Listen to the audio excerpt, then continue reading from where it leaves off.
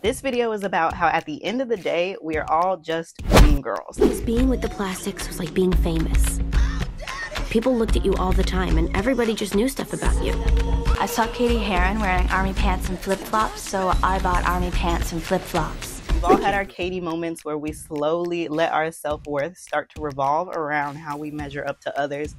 And we've all been Regina George, where we let our self-worth thrive off of how we're admired or envied. Now you might be thinking, psh, that's not me. I'm confident. Well, here's the thing. The mean girl effect has much more to do with your ego than it does your confidence. Confidence might make you feel like you're on top, but if it's rooted in comparison, it's just as fragile as Regina's queen bee crown. The social comparison ego trap is one I talked about in a previous video, and it's when your ego falls victim to always measuring up. Whether it's in terms of success, looks, relationships, money, it's always going to have you looking outside of yourself. And it runs rampant on social media, creating the perfect storm for self-doubt, FOMO, and imposter syndrome. And just like Katie and Regina, we get stuck in a cycle of comparison that feeds our insecurities, leading to an overactive ego that's always craving validation. We've all seen Mean Girls. Katie starts off confident, or at the very least content with herself. And after starting at a new school after being homeschooled her entire life, she quickly gets sucked into the world of comparison, trying to outdo Regina George. We experience that same competitive landscape every time we scroll on Instagram and TikTok, and maybe Facebook. Social media has become our modern day high school, where everyone's comparing themselves to the plastics, the influencers, the celebrities, the athletes, the highlight reels.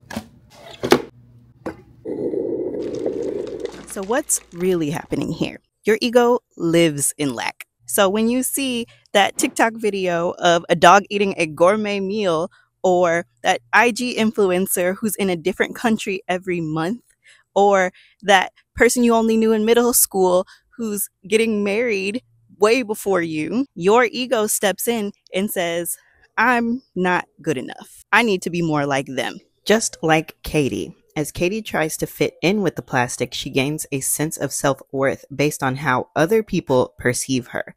Katie believes Regina when she gives her permission to go after her ex-boyfriend Aaron Samuels.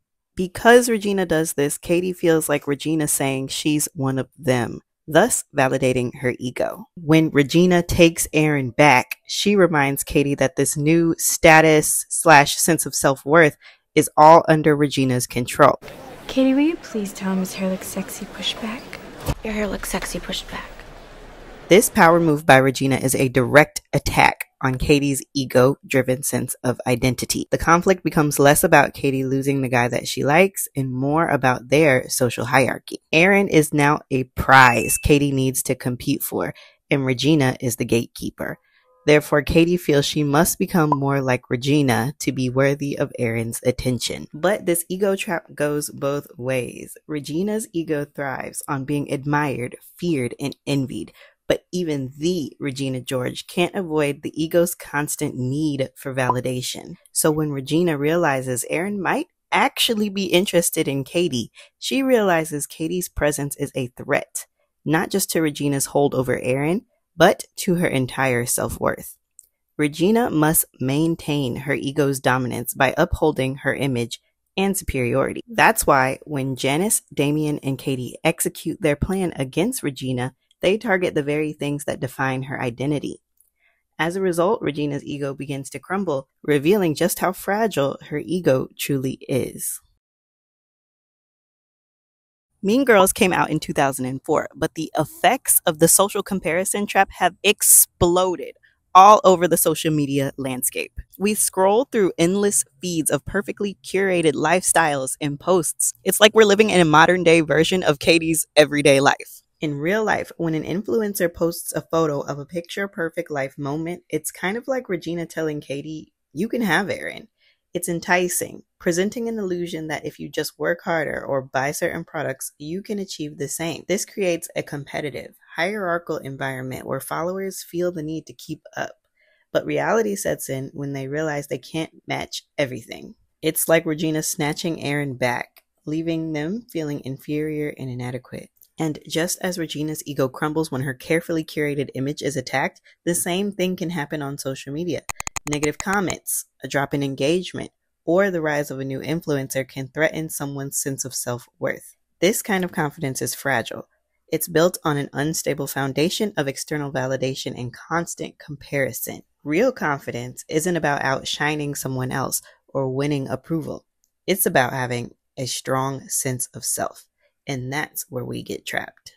So let's talk solutions on how we can break free from this ego trap, or at least lessen the power it has, because it's an exhausting one. Tip number 1.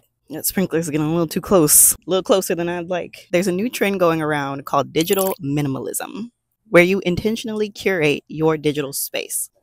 Some tips for embracing digital minimalism include unfollowing accounts that don't make you feel good.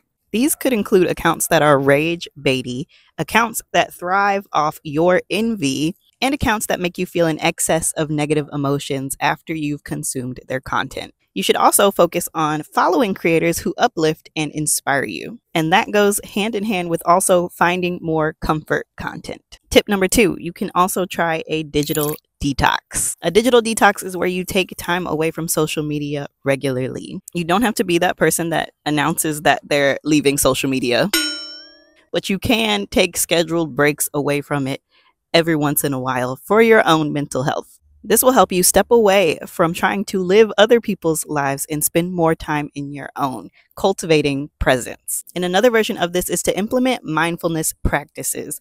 My favorite version of this is implementing a good morning routine that's screen-free. It doesn't have to be a long one. I'm a big proponent of making your morning routine work for you, but make a conscious effort to do things that bring more presence into your life, like journaling, meditation, affirmation, because a lot of the time when you fall into this comparison trap and when you're stuck in it, you really just need grounding.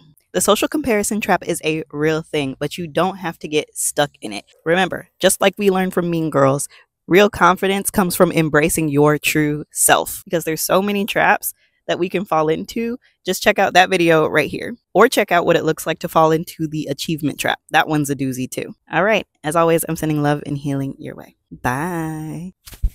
All right, we're like Bear Grylls out here in the wilderness with all these bugs and shit.